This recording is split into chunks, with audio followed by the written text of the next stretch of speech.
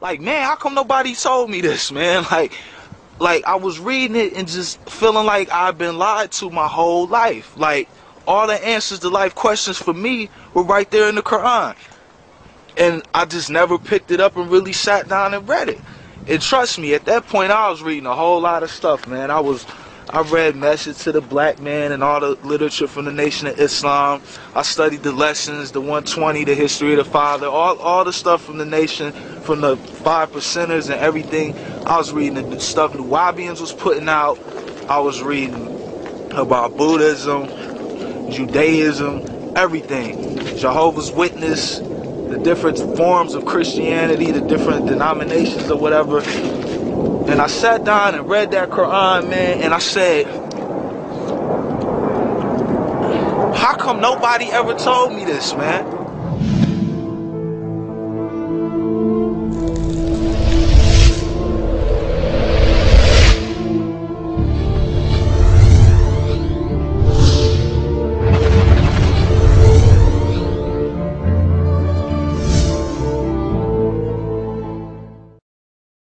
And then I remember thinking how dangerous the world is. Like, then I just had a different view about the world, because I had all these stereotypes and all these judgments and things about Muslims. You know, the only thing I really knew about Muslims was that, you know, growing up in Detroit on the west side, was that they didn't want us around their women. You try to holler at one of their women, they was gonna knock you out. They always was up in the corner stores thinking we was finna steal something or rob the store. And some of them was cool and hung out and played basketball with us. That's pretty much the only thing I knew about Muslims. I really didn't know much about them, except for, you know, for what I could see directly. So it was just real interesting, man. And then I realized how dangerous the world was, because once I actually sat down and read this Quran, it just gave me like a new, like a totally different, just a totally different perspective, man. Like, when I finally looked at it, I was like, man, the world is dangerous, because they put all of this off on Muslims, and they inject all this poison into the media and into people's minds about Muslims, and it's nothing like that. I'm sitting here reading for myself, and I hadn't even took Shahada yet. I was reading the Quran, I hadn't even become Muslim, and I was just thinking, like, man, the world is really a dangerous place, and the media encourages this. They make Muslims look bad. So I took Shahada maybe a few months later after reading the Quran. I finally took Shahada, alhamdulillah. And you know, the following year, September 11th happened.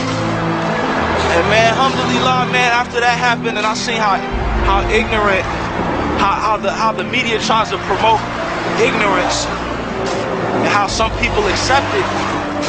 It didn't do anything but make my faith stronger in Islam and make me realize that Islam really is the truth.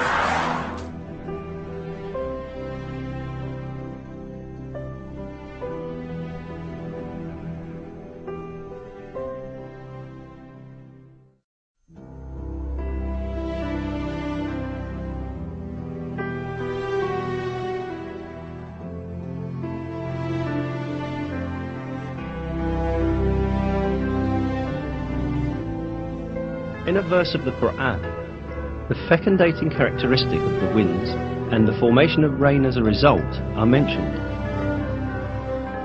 And we sent the fecundating winds, then caused water to descend from the sky, therewith providing you with water in abundance.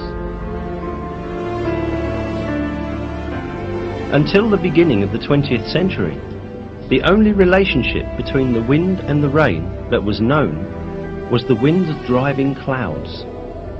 However, modern meteorological findings have demonstrated the fecundating role of the winds in the formation of rain. This fecundating function of the wind works in the following way.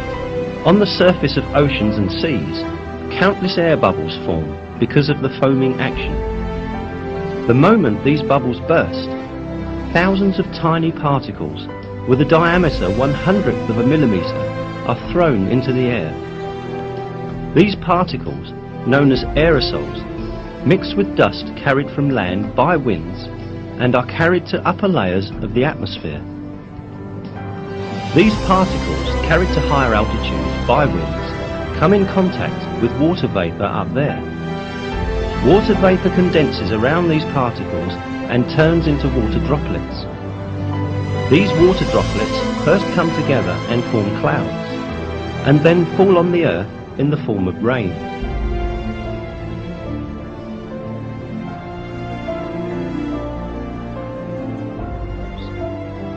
It is He who sends down water in due measure from the sky, by which we bring a dead land back to life. That is how you too will be raised from the dead.